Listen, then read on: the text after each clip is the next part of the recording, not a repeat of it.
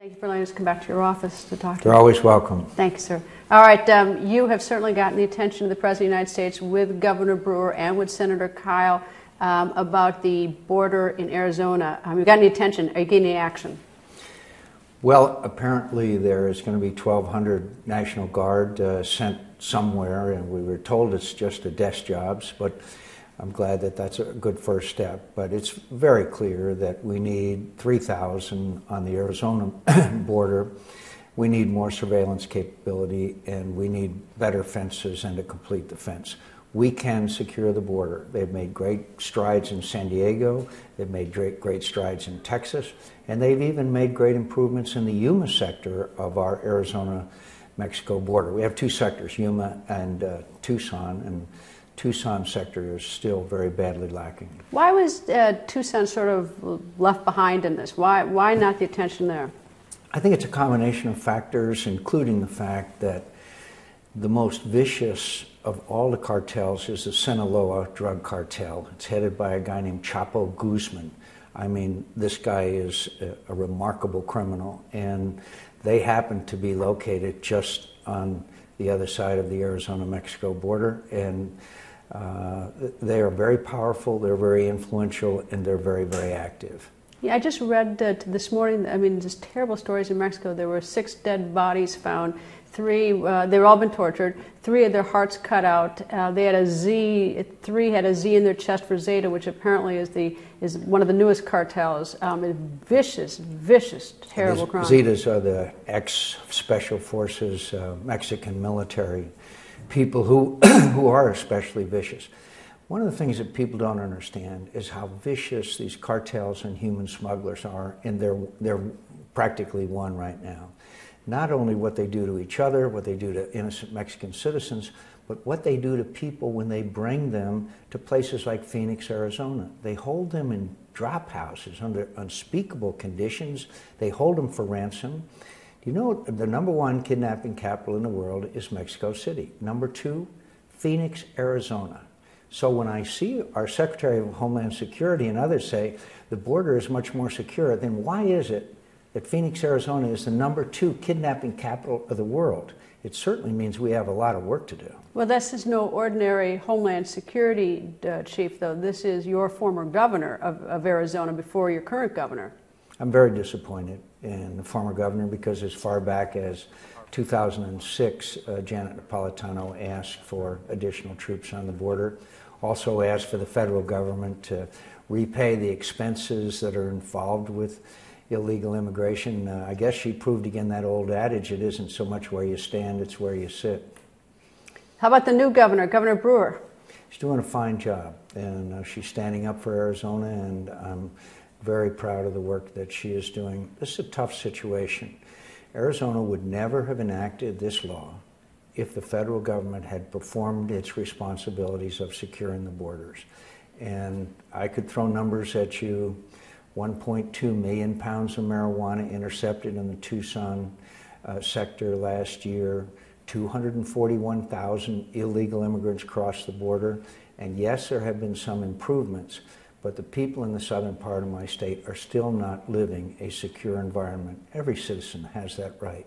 Well, you're just talking about the financial and the drug. It's the violence. I mean, those are bad enough, but it's the violence that that we're getting over the border, and the really horrible stories we're reading about. I'm uncertain why we're not getting more of those. That seems inevitable, unfortunately. I think one of the most underreported stories is the brutality. But by the way, there's also been killings of a lot of media people and reporters in Mexico that have been reporting on these crimes. But 22,000 Mexican citizens have been murdered in the last 2 or 3 years. And also, there's an election coming up in Mexico.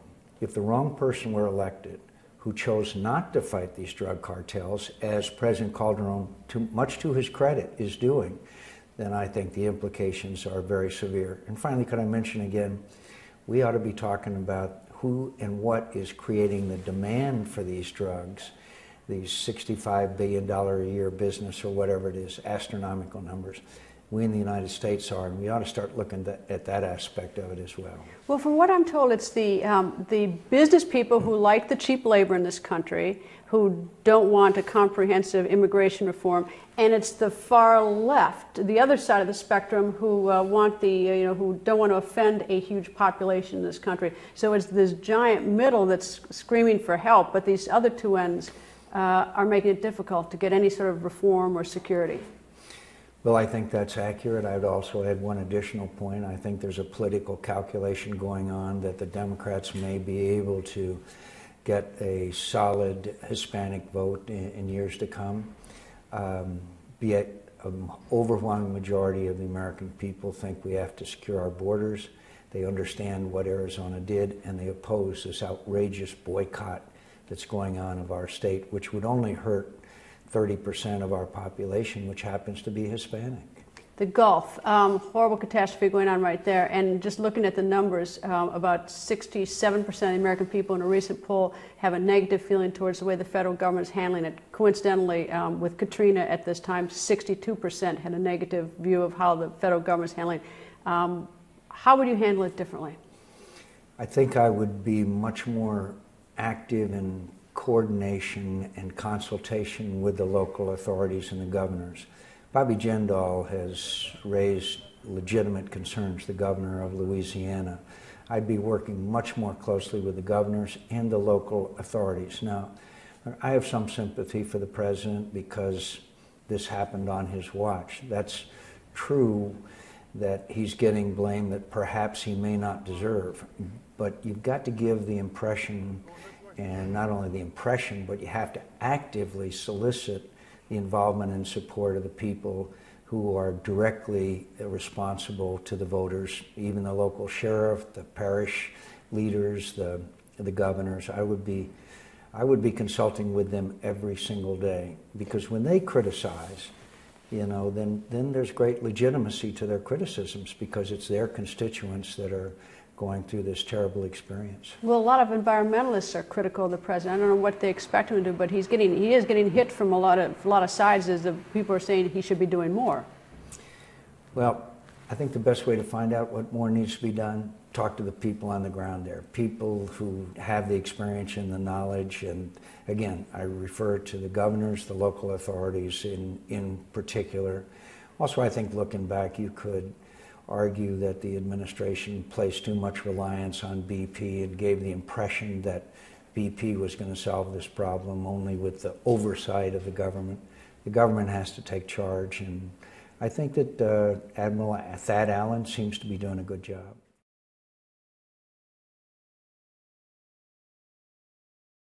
Never in my memory since Nixon went to China can I imagine a scenario where our Secretary of Defense is told that he's not welcome in China. This is an indication of deterioration of relations, but more importantly, it's a lack of respect that bothers me, because Secretary Gates is a very highly respected individual, and for the Chinese to say that they don't want him to visit, I think is quite an indication of a lowering of our prestige. Also, it's an indication that the Chinese military is still very, very influential in Chinese affairs. Does it have to do with the arms deal to Taiwan? I mean, because Secretary of State Clinton was recently in China. There's been arms sales to Taiwan for many, many years, ever since we changed our relations with China, mainland China. So I don't think that you could say that's the reason for it. I think it's a bit of an assertiveness on the part of the Chinese, which they've manifested in other ways, including within the region. But it's interesting that just 2 weeks ago, I think Secretary of State Clinton was there with the expectation, or at least we hope, that she would be able to secure China's agreement to vote for sanctions against Iran. So this is sort of an interesting twist, to put it lightly. It's an interesting twist. It's also an interesting twist that the North Koreans sank a South Korean ship. That's an act of war. And yet the Chinese still will not outright condemn nor take actions to curb North Korean behavior. Remarkable. Well, what do we do? Because we sort of, they have their foot on our throats economically. They hold so much of our debt that I think our political muscle is somewhat diluted because we don't have I mean, they owe us, we owe them so much money. Well, there's a lot of aspects of this issue, but very briefly, get spending under control, get our economy going again. We're still the most innovative and productive nation in the world. All the new and great things in the world are still, generally speaking, mostly innovated here in the United States of America. Get tough with our allies and our erstwhile adversaries. Stand up for America. Stand up for human rights. Stand up for the Dalai Lama and the Tibetan people. Stand up for the persecuted minorities in China. Stand up for the people in Tehran that are risking their lives demonstrating every day against this incredible regime. Stand up for the people of North Korea. This is what America's all about. That's what Ronald Reagan was all about. We're a great nation, but we're a great nation for many reasons, but one of them is because we're still a beacon of hope, and to go around and apologizing for the United States of America is not the way to do it. Is that what you think we're doing? Do you think the President's apologizing? I think he does in some respects, but I think more importantly is that we have proven that we can be an inspiration, that we can be a beacon, that during the Cold War we were the inspiration to Lech Walesa and the people on the other side of the Berlin Wall. And we should be standing up for these people. The day this young woman named Netta bled to death in the street in Tehran was a day that we should have said, we're with you, and we'll try and help you. The same way we got a printing press to Lech Walesa and the workers in Gdansk. We'll try and help you communicate with one another through the internet and other means of telecommunications, but we're behind you. The demonstrators in the streets in Tehran were chanting, Obama, Obama, are you with us or are you with them? There should be no doubt in their mind as to whose side we're on. We're talking about the demonstrations a year ago, the June 12th election in Iran. Was that a missed opportunity for us? I mean, are we going to get another one? I think that the flame of hope, of freedom, is still lit in Iran and Tehran, but I think we did pass up an opportunity, but it's not too late. We have passed strict sanctions both through the House and the Senate. We haven't implemented that law for weeks and weeks because the administration wants us to wait until the UN acts. Waiting for the UN Act requires more patience than I'm capable of. But how can we possibly, I mean, the UN, do you really think that's going to happen if the UN can't happen without China? You agree? China can veto it. So, I mean, where is the indication China's with us on sanctions against Iran? I haven't seen any indication. The best result that I can see the way the administration is handling this is very weak sanctions out of the United Nations, when we could be with our European allies and through the Congress of the United States passing some very stiff sanctions. But also there's got to be more advocacy for human rights, whether it be in Venezuela or Tehran or Beijing or Pyongyang, no matter where it is in the world. We have What is that advocacy, then? What do you expect?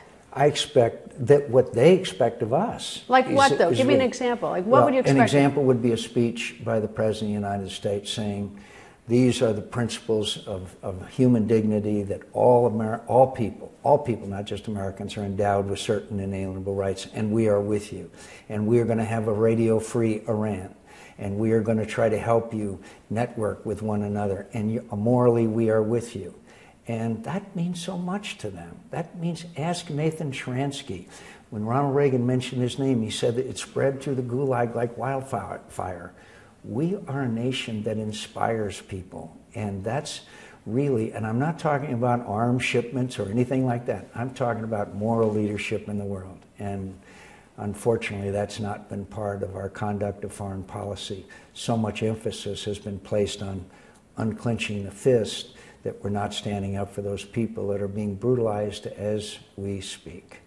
Switch topics. South Carolina, dueling robocalls. You did a robocall for one candidate tomorrow for Governor McMaster, and your former running mate, Governor Sarah Palin, has done a robocall for the woman candidate for governor, and there's another candidate as well. But what do you make of the dueling robocalls? You know, Sarah and I don't agree on everything and every candidate. Henry McMaster is a person that I've admired and respected. He was one of the leaders that brought suit against Obamacare. He's done a good job for families as Attorney General of South Carolina, and he's a good friend. It's going to be a fun race to watch tomorrow. A what? It's going to be a fun race to watch. They're all fun to watch. I think it's going to be fun, and I think that both Carly Fiorina and Meg Whitman are going to win, and that's going to be a dynamic duo. I think we're going to see a Republican governor again and a Republican senator for the first time in a long time, for having a good Republican in the Senate. Senator, thank you, sir. Thank you.